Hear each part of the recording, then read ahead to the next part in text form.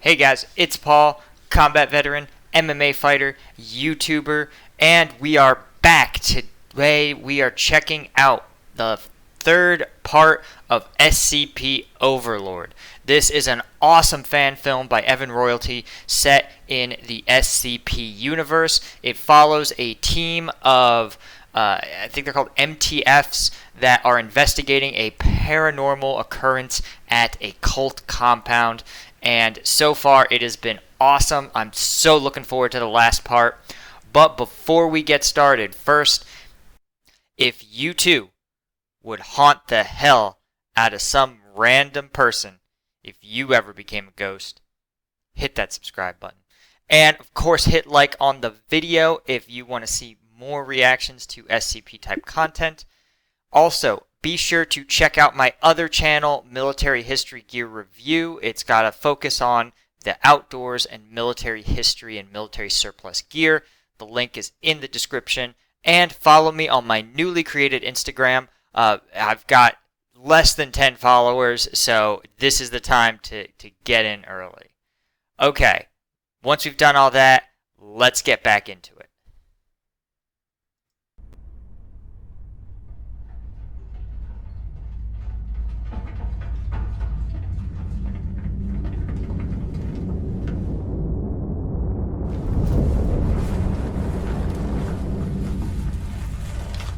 Claire?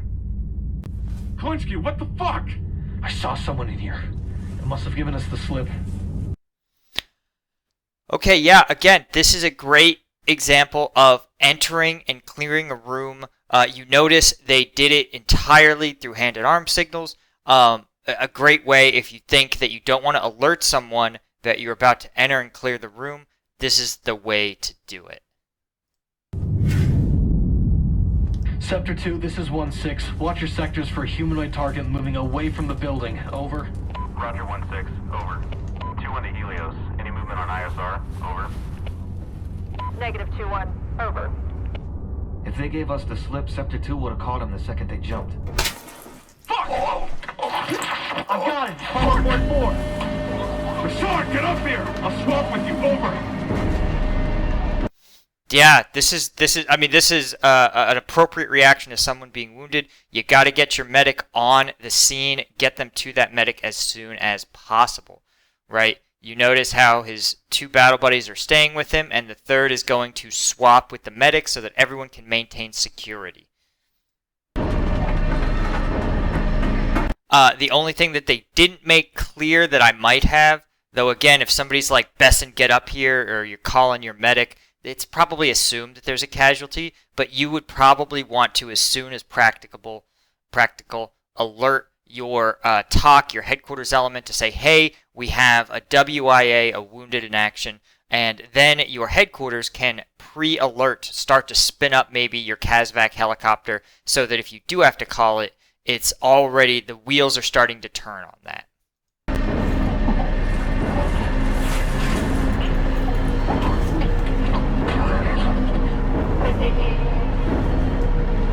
Move your arms! I can't see the wall! This is Sector 1-6. We have contact on the second floor of the target building. 1-1 is down hard. Over. I've never heard down hard used as a phrase. Usually I would just say WIA, we need a CASVAC, or I might describe it, right? Like, his throat's been cut. You know, you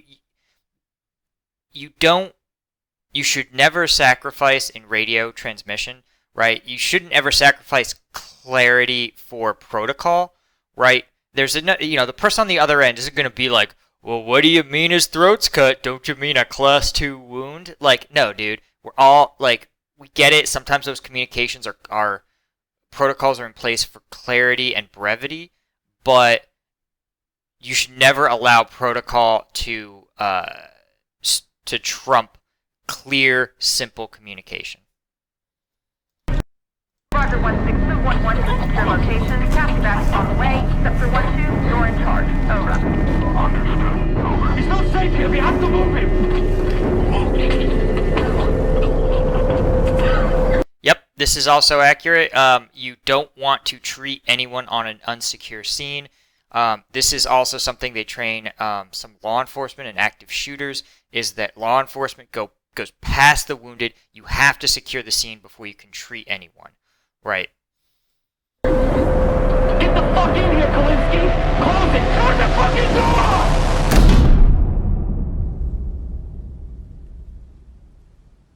Got possible movement again from the north side. Anyone got eyes on? Oh, fuck! 2 on is contact. 2-4 is down. Over. Sector 1, this is 2-1. I'm gonna reposition Sector 2. The inner cordon is compromised. Over. Understood 2-1. Over. Sector 2 to all Sector 1 units. Do not exit the target building. Over. Got it. Hold position. Over. Alright, that's just pretty spooky. Yeah, really interesting. Really realistic way that they are coordinating, explaining to their headquarters what's happening, what needs to happen. This is just a realistic breakdown of how this situation would go.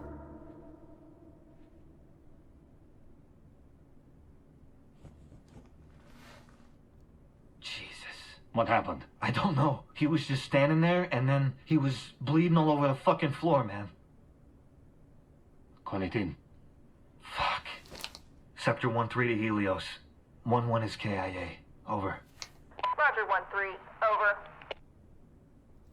Yeah, that's how that conversation would really go. The radio protocol is weird sometimes like that.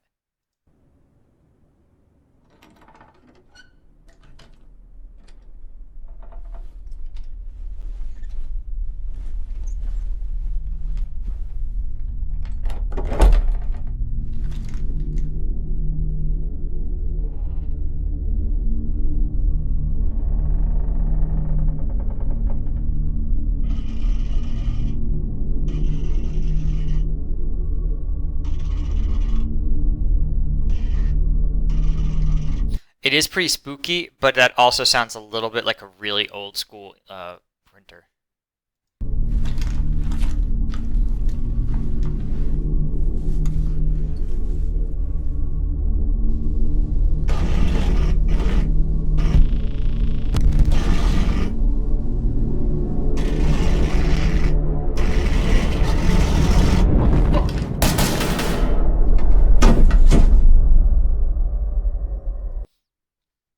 You know, one of the things I got to compliment again on this film is that, like, the actual person there, the actual thing, was basically just a guy in a smock, right? There's literally nothing scary about it. But through the filmmaking techniques of the scary view through the camera lens, right? The contrast turned way up, the just sort of standing there, the eerie sounds, it created this really dramatic effect. And it just goes to show that if you use good filmmaking, it's going to trump special effects. Is she down? It's on the floor and it's not moving. 1-2 to all stations. Target down on 2nd floor. Over.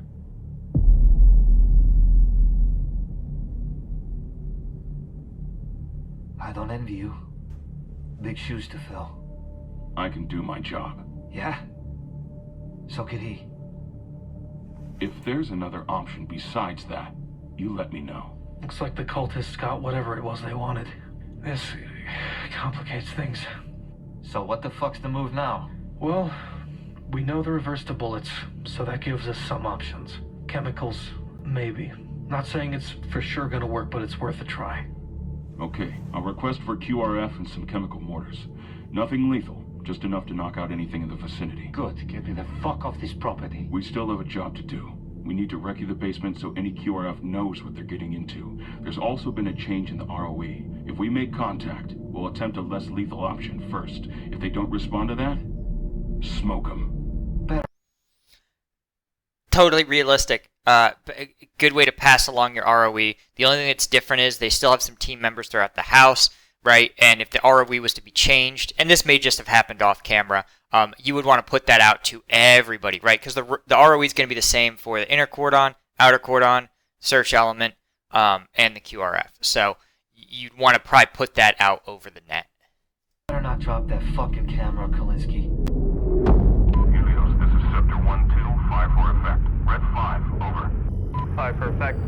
5 out. Targets.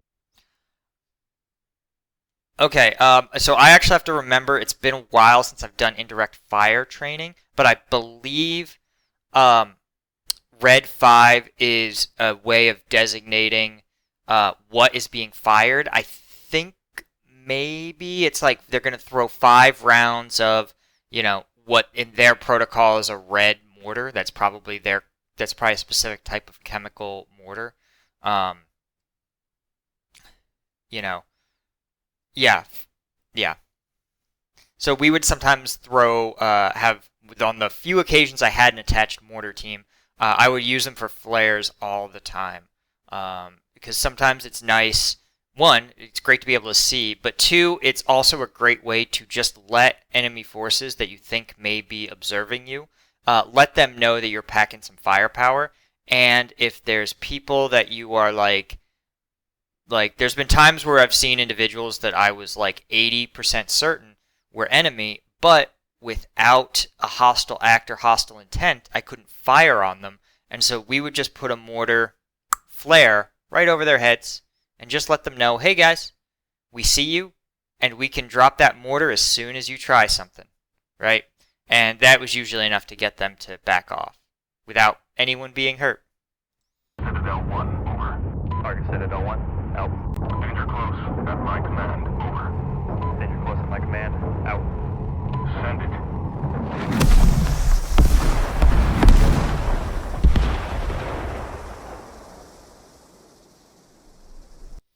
Hey, they got that protocol right. So danger close means that danger close depends on the exact type of round and stuff, but usually it's considered within 300 meters of friendlies, and that usually requires specific the commander on the ground's authorization for you to drop it.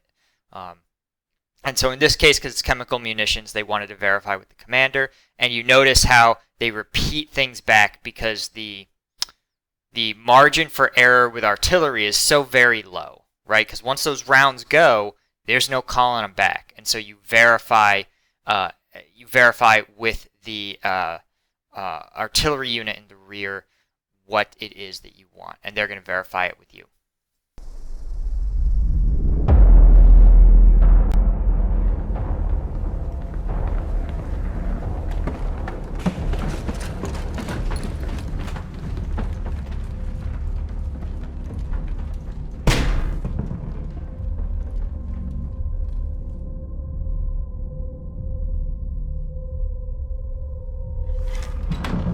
Get up here.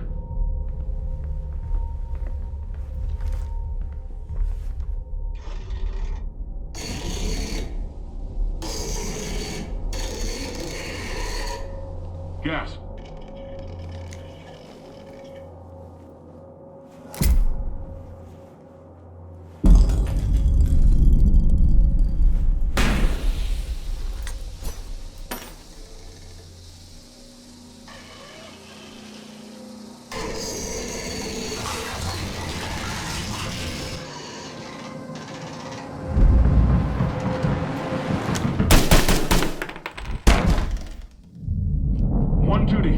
Target down on the first floor. Over.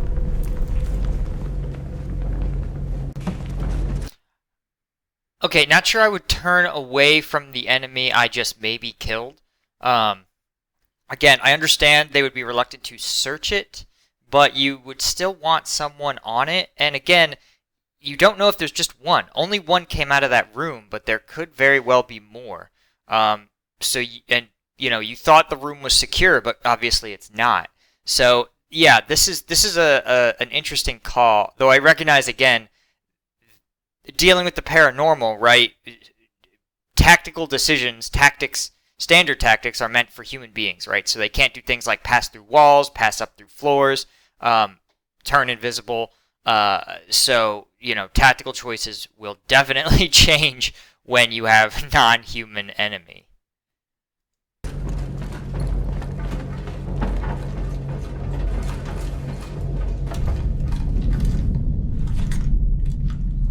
This is gonna take a bit. Step aside. Okay, I just want to point out the patch on his chest is a anime girl in tactical gear.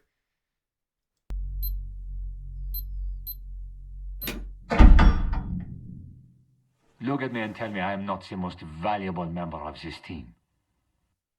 Fix your fucking seal, dude. That's pretty good.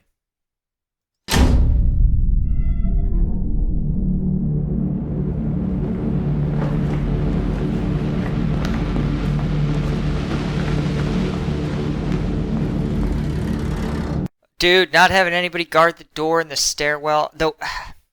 Yeah, I guess again things are different because it's like, what are you gonna guard against? You've got to have the camera nearby, and there's only one camera.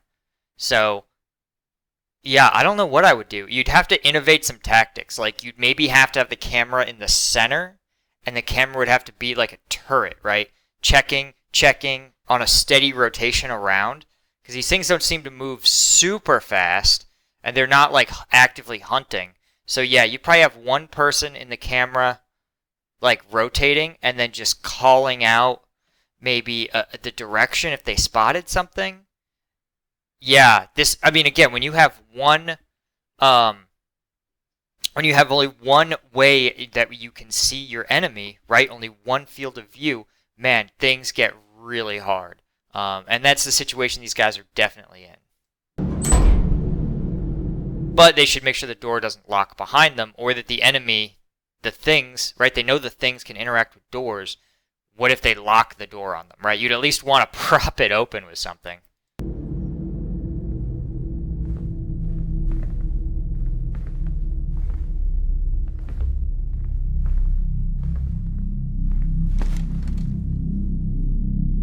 Jansen, get the door. On it.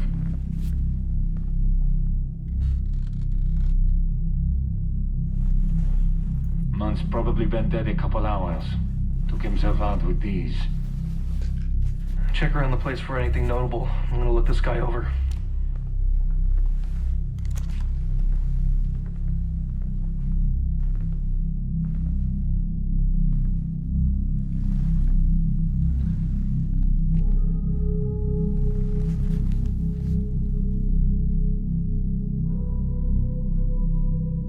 Got a recording here.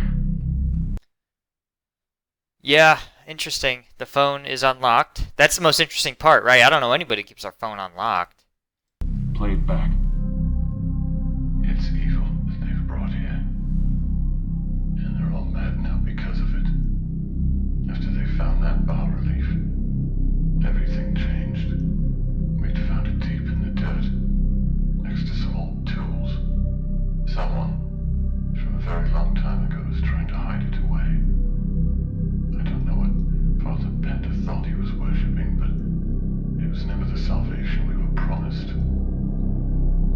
I watched the others scream in terror and go mad as they disappeared into the transcendent plane. You can join them if you'd like, but I will not.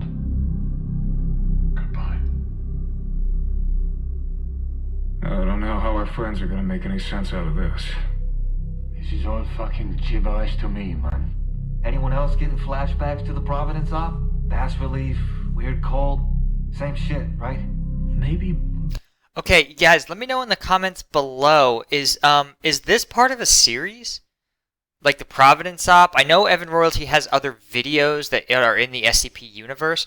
Are these characters in this team, do they appear elsewhere? And if so, do you want me to take a look at those? You know, I'm kind of digging this, but I don't know if it'll make sense for me to look backwards like this.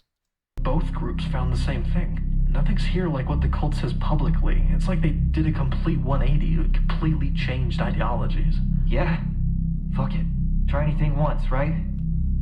Motherfuckers.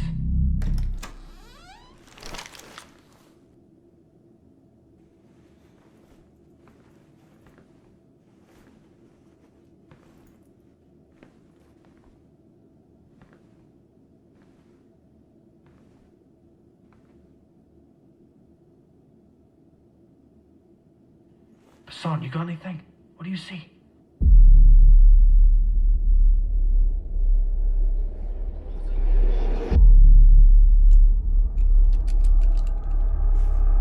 Hassan! What the fuck is wrong with you? Hey! Put that fucking thing down, man! What do you see? What's going on? Don't get near it. Nobody touch it. Put it down! 1-2 to Helios. Sector 1-4 is down. Over. Yeah, I know some of the commenters on the initial one talked about what they called cognito hazards, the idea that there are things you can perceive through one of your senses that will, just by saying them, cause, demonic possession or madness or something else. And it looks like he experienced something like that looking through the camera. Kalinsky, get the camera! But what's not clear is how finding the old bas-relief sort of sculpture ties in. How does the camera gain this ability to see the creatures and what is in the door? Jesus Christ, Messiah. What the fuck? 1-2 to Helios. Target building is compromised. Requesting immediate exfil. Over. Helios to Sector 1, QRF is 30 seconds out. Retrieve what intel you can and exfil from the property. Over. Roger that. Over. Let's go!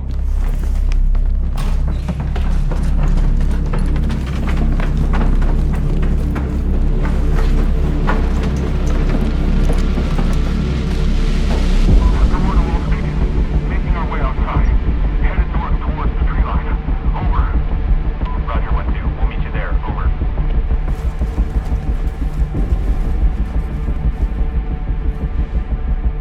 Sorry we couldn't get here earlier. Containment brought up the specialists. Some of their tech might spot the targets, might not. You still got the camera on you? Yeah, you want it? That's affirmative. Pass it off and we can take it from here. Roger. Kalinsky, bring up the camera.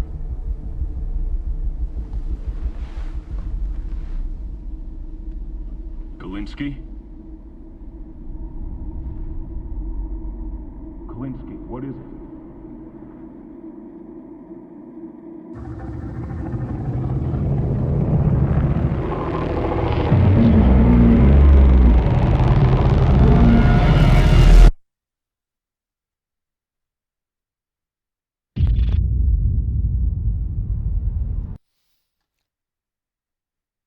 Oh man, this whole time, okay, I've been saying Evan Royalty like Evan Royalty is the person who did this, but no, the director's Stephen Hancock. Okay.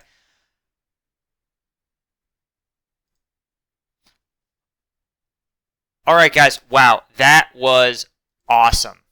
I am just like totally taken with that.